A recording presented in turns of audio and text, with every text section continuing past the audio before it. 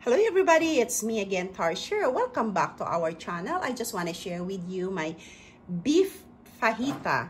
So of course, beef, minarinate ko na ng overnight. Nasa sa inyo yun kung gusto nyo i-marinate ng overnight or just an hour, it's enough for 30 minutes. Of course, my favorite garlic, onions, I'm using white and red, bell pepper, I'm just having orange, yellow, and green. Let's start cooking. Of course, I'm using a sesame oil, my favorite. Just a little bit.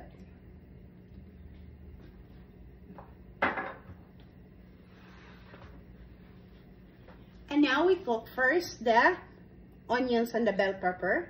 And actually, this is my own version of beef fajita.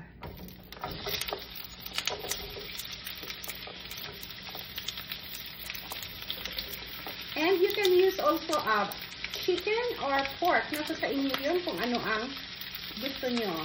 So just cook a little bit may crunch pa siya. So I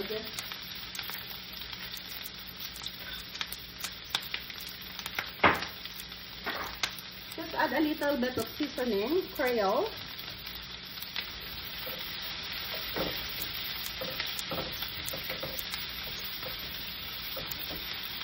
We can add this bell pepper, capsicum.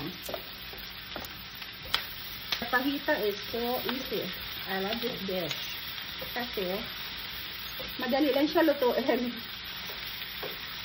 And kids will eat it too. That's the good thing. They like this also. Of course, just the beef. They like the beef only. So, we just transfer this one here kasi lulutuin pa natin siya mamaya.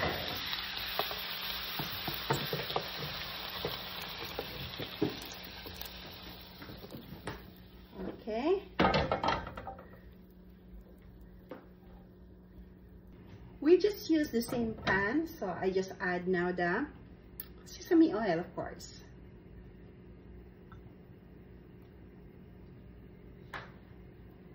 Lots of garlic, my fave.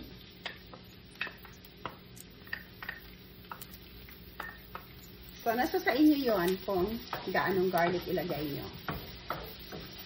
So, as I said, this is my version of beef fajita. Golden na yung garlic, guys. As you can see, lumalabas na yung aroma niya, ang bango. And then we just add the beef.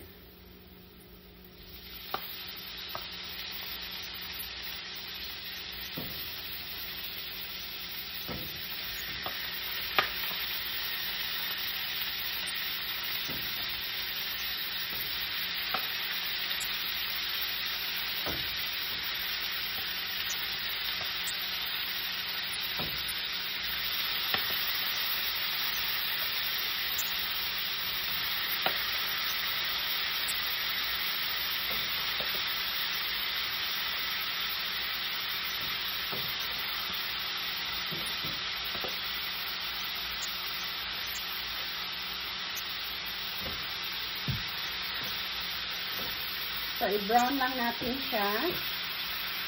Then, lagyan natin ng konting tubig para lalambot. Anyway, madali naman itong manglambot kasi ang ginamit kong beef, yung pang steak. Kasi yun ang gusto nila.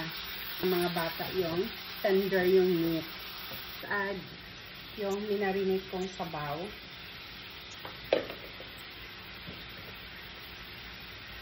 Just put the lid. We just cook this for 20 minutes. So, we just add the bell pepper, guys, and the onions.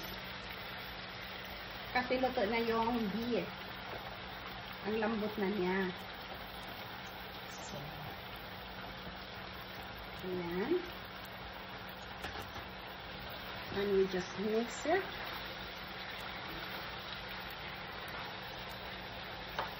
Actually, it's easy to mix. Pag dalawa yung kamay ang gamit. Look at our beef fajita. It's my own version. Thank you so much for watching. See you in our next video. Bye for now.